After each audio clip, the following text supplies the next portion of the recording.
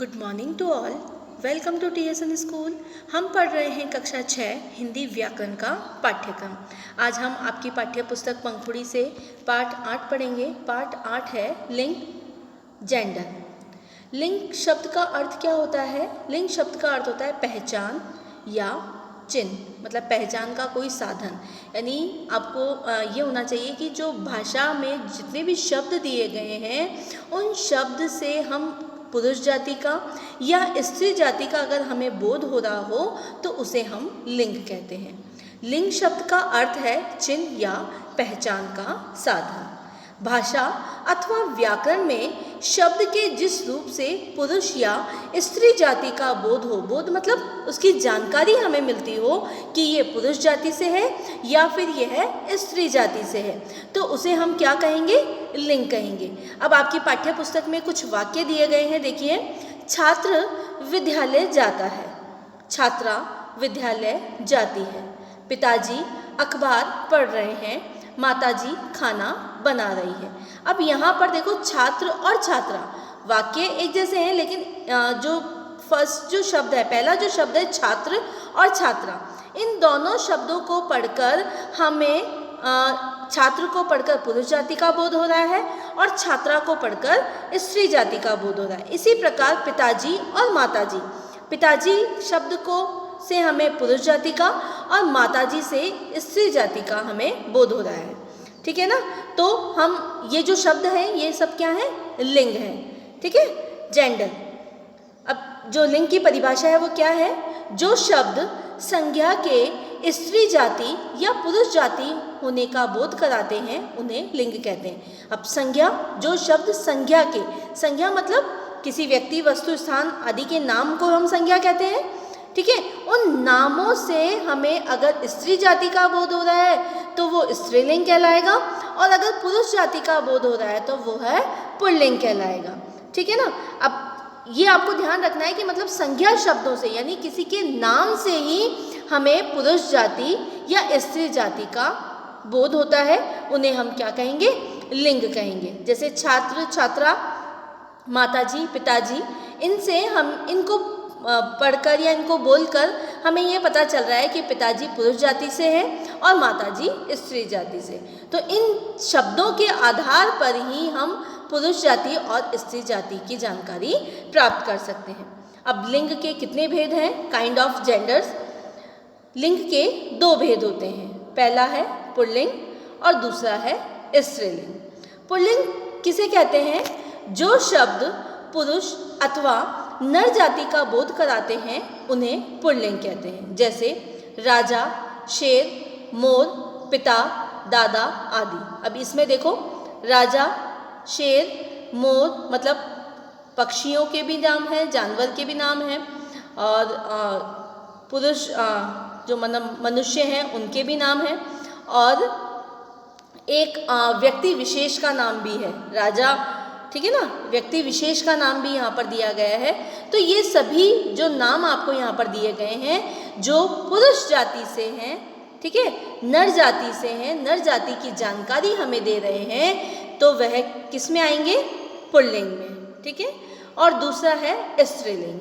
जो शब्द स्त्री अथवा नारी जाति का बोध कराते हैं उन्हें स्त्रीलिंग कहते हैं। जैसे राजा का रानी, शेर का शेरनी, मोर का मोरनी, पिता का माता, दादा का दादी। समझ में आया कि पुल्लिंग और स्त्रीलिंग क्या है? पुल्लिंग पुरुष जाति का बोध कराते हैं, वह पुल्लिंग शब्द कहलाते हैं, और जो स्त्रीलिंग जाति का बोध कराते हैं वह स्त्रीलिंग कहलाते हैं। इसीलिए लिंग की परिभाषा क्या है? जो शब्द संज्ञा के स्त्री जाति या पुरुष जाति होने का बोध कराते हों उन्हें हम लिंग कहते हैं। क्लियर हुआ आपको यहाँ तक कि लिंग किसे कहते हैं? पुरुष जाति और स्त्री जाति का बोध कराते हों, जो संज्ञा शब्द पुरुष जाति व स्त्री जाति का बोध कराते हैं वो लिंग कहलाते हैं। लिंग 2 प्रकार के होते हैं, पुल्लिंग और स्त्रीलिंग। क्लियर हुआ? इसके बाद लिंग निर्धारण के कुछ नियम भी होते हैं। अब कुछ शब्द ऐसे होते हैं जो हमेशा पुल्लिंग ही रहते हैं, कुछ शब्द ऐसे होते हैं जो हमेशा स्त्रीलिंग ही रहते हैं, ठीक है। नित्य स्त्रीलिंग, नित्य का मतलब हमेशा स्त्रीलिंग शब्द रहते हैं। कौन कौन से होते हैं? कोई सी भी भाषा हो वो हमेशा स्त्रीलिंग में आएगी, कोई सी भी लिपि हो वह भी स्त्रीलिंग में आएगी।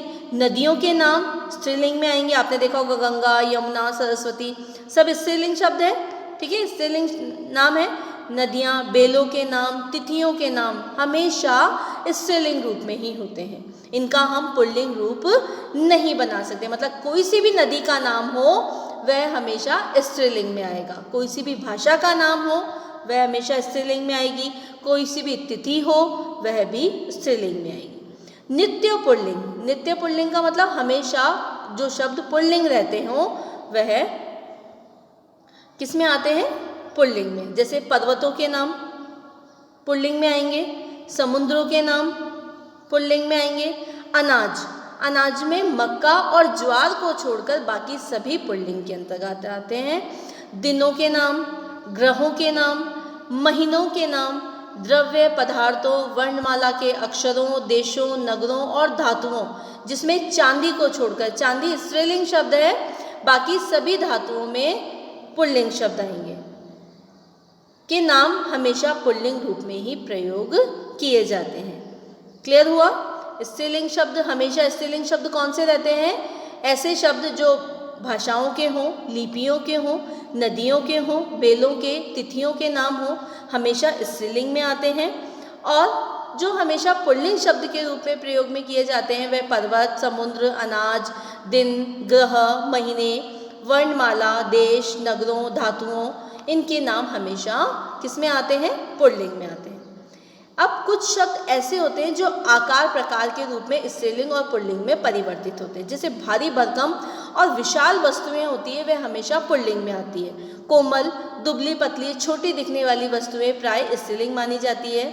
सती, सुहागिन, संतान, सौत, धाय, सेना, सरकार, नित्य स्त्रीलिंग है, हमेशा इनको स्त्रीलिंग में ही प्रयोग में लिया जाता है।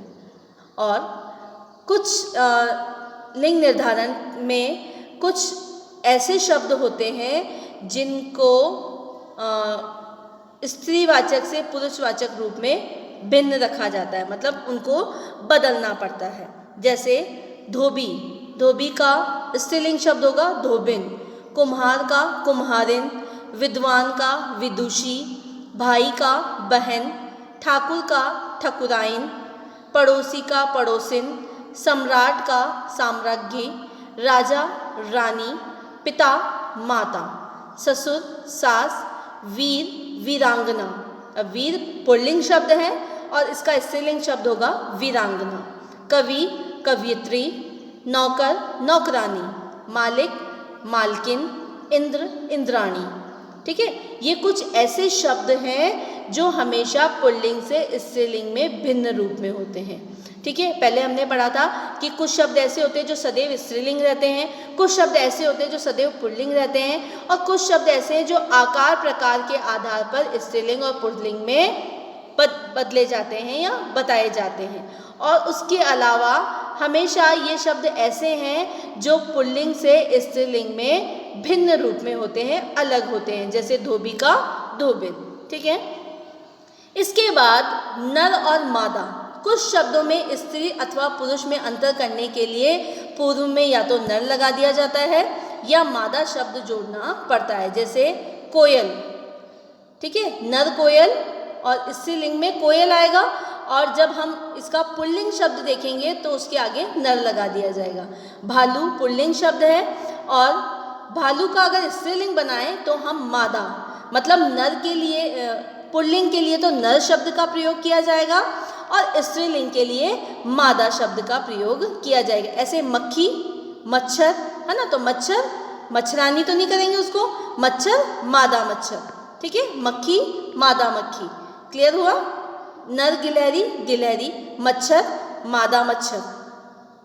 ठीक है ना, भेड़िया मादा भेड़िया, नर मछली मछली। अब मछली में मादा मछली नहीं लगाएंगे, मछली अपने आप में स्त्रीलिंग है क्योंकि ई की मात्रा है ना, लेकिन जब पुल्लिंग में है तो उसको मछला नहीं करेंगे, उसको करेंगे नर मछली। नर मकड़ी मकड़ी। क्लियर हुआ कि कुछ ऐसे शब्द हैं जिसमें नर मादा का प्रयोग करके हम स्त्रीलिंग और पुल्लिंग शब्दों का प्रयोग करेंगे। अब यहाँ पर जो आपका छठा नियम है वो ये कह रहा है उभयलिंग। उभयलिंग मतलब कि कुछ शब्द ऐसे होते हैं जो पुल्लिंग भी होते हैं और स्त्रीलिंग भी होते हैं। उभय का मतलब दोनों प्रकार के लिंगों में उन शब्दों का प्रयोग करते हैं। कुछ पदवाची शब्द उभयलिंगी होते हैं। पदवाची शब्द मतलब जिनका पद होता है, जो किसी पद पे स्थापित होते हैं, जैसे मंत्री हैं, है ना, सलाहकार है, प्रधानमंत्री, राष्ट्रपति, ठीक है। तो वहाँ पर अगर कोई स्त्री अगर राष्ट्रपति है तो भी उसके लिए राष्ट्रपति शब्द का प्रयोग किया जाएगा। कोई मुख्यमंत्री है, ठीक है, तो भी उसके लिए पुल्लिंग, अगर मुख्यमंत्री स्त्रीलिंग है या पुल्लिंग है तो भी दोनों के लिए मुख्यमंत्री शब्द का ही प्रयोग करना। तो कुछ पदवाची शब्द उभयलिंगी होते हैं। उभयलिंगी मतलब दोनों लिंगों में सेम प्रकार से उन शब्दों का प्रयोग किया जाता है। उनका प्रयोग स्त्रीलिंग व पुल्लिंग दोनों रूपों में समान रूप से होता है, ठीक है ना। कि जो पद के शब्द होते हैं, जिन पे कोई व्यक्ति अपने पद पर स्थापित है, उन पद का जो नाम है वो स्त्रीलिंग में भी प्रयोग किया जाएगा और पुल्लिंग में भी। तो उभय का अर्थ होता है दोनों लिंगों में समान रूप से जिन शब्दों का हम प्रयोग करते हैं वह उभयलिंगी शब्दों में आते हैं। जैसे सांसद, सलाहकार, प्रवक्ता, मंत्री, सचिव, भारी, राजदूत, अधिवक्ता, अभियंता, राज्यपाल, आयुक्त, प्रधानमंत्री, राष्ट्रपति, न्यायाधीश, लेखपाल आदि, ठीक है। ये उभयलिंगी शब्द हैं जो पद के आधार पर निश्चित किए जाते हैं, चाहे वहाँ पर स्त्री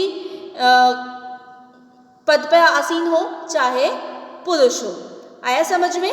इसके बाद प्रत्यय प्रयोग में लिंग का परिवर्तन। प्रत्यय का अर्थ तो आपको पता ही होगा, प्रत्यय हम पढ़ चुके हैं कि जो शब्दांश शब्द के अंत में लगकर उसके अर्थ में परिवर्तन कर देते हैं वह प्रत्यय कहलाते हैं। तो कुछ प्रत्यय ऐसे हैं जो पुल्लिंग शब्दों में लगकर स्त्रीलिंग शब्द बनाए जा सकते, जैसे आ, ई, इया, इका, वती, मती, नी, आनी, इन, आइन। ये सारे जो प्रत्यय हैं ये प्रत्यय पुल्लिंग शब्दों में लगाकर स्त्रीलिंग शब्द का निर्माण करते हैं, स्त्रीलिंग शब्द बना सकते हैं। जैसे अनुज, अगर हमें इसका स्त्रीलिंग शब्द बनाना है तो क्या लिखेंगे? अनुजा, ठीक है। पूज्य, पूज्या, सुत, सुता। अब ये तो आ शब्द हो गए, जैसे तने, तनाया, ठीक है। अब ई शब्द से, जैसे मोर से मोरनी, हिरण से हिरनी, घोड़ा से घोड़ी, ठीक है, राजा से रानी। आया समझ में। अब ईया शब्द, जैसे गुड्डा का गुड़िया, चूहा का चुईया, डिब्बा का डिबिया। नी शब्द लगाकर तपस्वी का तपस्विनी, शेर का शेरनी, ऊंट का ऊंटनी। इसी प्रकार आनी से सेठानी, इंद्र से इंद्राणी, रुद्र से रुद्राणी। इन लगाकर पड़ोसिन, धोबिन, मालिन, कुमारिन, इन, है ना, ठकुराइन। इन सारे शब्दों का हम प्रयोग कर सकते हैं। किसके आधार पर? प्रत्यय के प्रयोग के आधार पर भी हम लिंग का परिवर्तन करते हैं। ऐसे शब्द जिनमें इन प्रत्ययों को लगाकर आ, ई, इया, इका, वती, जैसे, है ना, बुद्धिमान, बुद्धिमती, ठीक है, गुणवान, गुणवती। आया समझ में। तो इन सब शब्दों का परिवर्तन करके हम, अभी और कुछ शब्द दिए गए हैं, देखो, जैसे इका, बालक का बालिका, सेवक का सेविका, नायक का नायिका। इसी प्रकार वती और मती से धनवान का धनवती, गुणवान का गुणवती, श्रीमान का श्रीमती।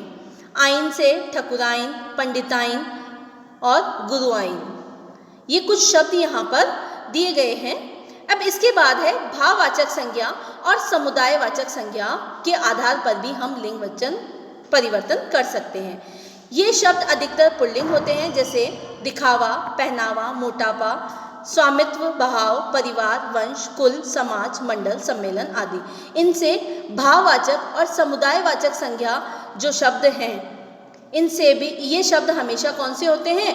पुल्लिंग शब्द होते हैं। इनका भी हम पुल्लिंग शब्द के आधार पर शब्द निर्धारण करते हैं। तो आज सबसे पहले तो हमने लिंग की परिभाषा देखी। क्या है लिंग की परिभाषा?